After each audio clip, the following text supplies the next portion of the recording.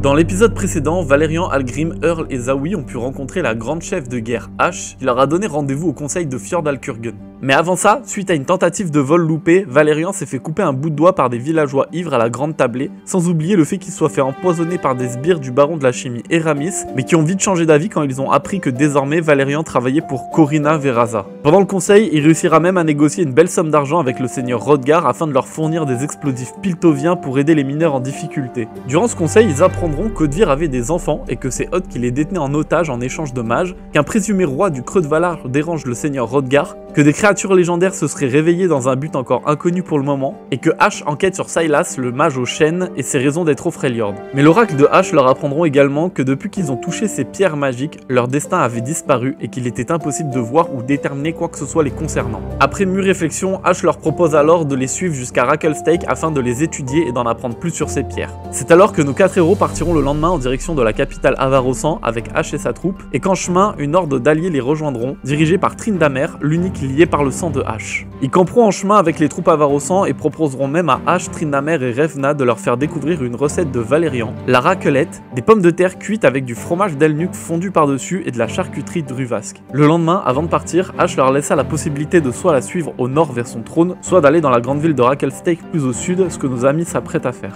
Que vont-ils découvrir dans cette grande ville? Qu'est-ce que Ash prévoit pour eux? Quels sont les plans de l'oracle concernant leurs pierres? Vous le découvrirez dans ce nouvel épisode de JDR Runeterra.